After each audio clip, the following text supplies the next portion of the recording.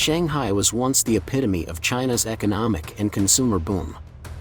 From the modern skyscrapers of Lujiazui to the lavish stores of Huaihai Road and Xintiandi, this place forms a golden belt that the world cannot take its eyes off. In recent developments, Shanghai, long regarded as the beacon of China's economic growth, has witnessed an unforeseen economic slowdown. Notably, even its renowned commercial hubs are reporting subdued activity, signaling broader economic concerns. Here's a mind-blowing statistic. In 2022, the average disposable income of Shanghai residents rose by a meager 2%, a stark contrast to last year's 8%. Not only did this figure fail to outpace local GDP growth, but individual consumption fell by 5.8%. From Hongqiao Station to the pedestrian Nanjing Road and Shanghai Railway Station, these various commercial centers are all struggling. Whether large corporations or small businesses, the enthusiasm has fizzled out. On Nanjing Road, even the Central Plaza is a ghost town. The escalators stand still as if even the electricity bill has become a burden. Once popular shops like Meters Banhui are now only a skeleton of themselves. This hardship can also be felt in the underground. Behind every rolled-down steel door is the story of a struggling small business owner. According to videos making the rounds on social media, the once bustling food court of a Shanghai shopping mall has become eerily quiet. Numerous vendors have packed their bags and left, leaving empty spaces that have not been taken up to date.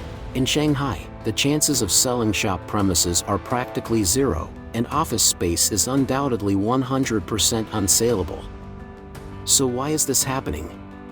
A massive withdrawal of foreign companies and the closure of export-oriented small businesses are the main causes. Even the wealthy entrepreneurs in Shanghai cannot escape the current economic storm. Take the founder of an advertising agency, for example. Although he lives in a luxurious 300 square meter house and sends his children to private schools, the company is under severe financial strain and has seen its business volume drop by over 70%. This has forced them to make redundancies and downsize their high-end office space. So what is the main cause? It is the dramatic decline in the export business. Since the beginning of the year, most export companies have faced a sharp decline in business, which has also affected their smaller business partners like the advertising agency mentioned above. Many small and medium-sized enterprises have been blindsided by a series of complex challenges such as the devaluation of the yuan, foreign trade difficulties, US-China trade tensions, and global supply chain dislocations. All this has led to numerous company shutdowns. The wave of layoffs and salary cuts has not only hit the advertising industry but also the tech sector. Many highly paid executives find it difficult to find a suitable job after being made redundant and have to settle for lower paid positions. Even large foreign companies are cautious when it comes to investing in China. The example of Volkswagen Shanghai shows that the US ban on chips has brought the production of certain car models to a halt.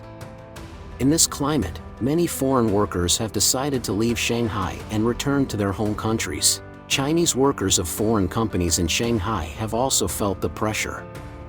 Shanghai Volkswagen, for example, recently laid off a large number of workers, and annual salaries above 100,000 yuan, which is approximately $13,700 US dollars, have become a rarity. University graduates in Shanghai are now under enormous pressure to find a job. This not only affects immediate earnings but also long-term life planning, such as having children or buying a house. On July 1st this year, the Social Security contribution rate in Shanghai was increased, further reducing the net income of young white-collar workers. Faced with this grim reality, many have chosen to forego health insurance and manage the vagaries of life in a riskier but more autonomous way. Minor health problems are self-diagnosed and treated, serious illnesses are left to fate. This reflects the change in values of the younger generation, who prefer their immediate happiness to long-term security. But this pressure isn't just a phenomenon of youth. Ordinary workers in Shanghai have also suffered severe income losses. In the Pudong district, for example, Job opportunities at Taiwanese companies such as Asus and Pegatron have dropped drastically this summer, with hourly wages falling from 35 yuan to 25 yuan, approximately $3.50 US dollars, a drop of almost 30%. In the face of shrinking incomes, it has become increasingly difficult to earn extra money on the investment market. In 2022, the stock market performed poorly and market volatility skyrocketed. Even more alarming, equity funds had an average loss rate of 20%, the lowest in almost 4 years. If you haven't lost any money this year in stock and fund investments, the general feeling is that you're already doing better than 70% of investors. Because of these market uncertainties, many Shanghainese are withdrawing from volatile investment channels and opting for more stable financial strategies such as saving or repaying loans early. This trend is also reflected in everyday consumption habits. The desire to buy houses and cars has decreased significantly. According to statistics, per capita consumer spending in Shanghai fell to 46,000 yuan, roughly $6,300 US dollars in 2022, a year-on-year decline of 5.8%. As a result, Shanghai has lost its title as China's #1 consumption city and is now surpassed by Hangzhou. However, the figures only scratch the surface of a much larger social phenomenon. When it comes to everyday spending cuts, delivery drivers have a front-row seat. Orders are getting cheaper, office workers opt for meals that cost only a dozen or so yuan. After 10 p.m., orders stop completely. The otherwise busy streets of Zhujiaoyi are now eerily quiet. People have become smarter, they save instead of spending money.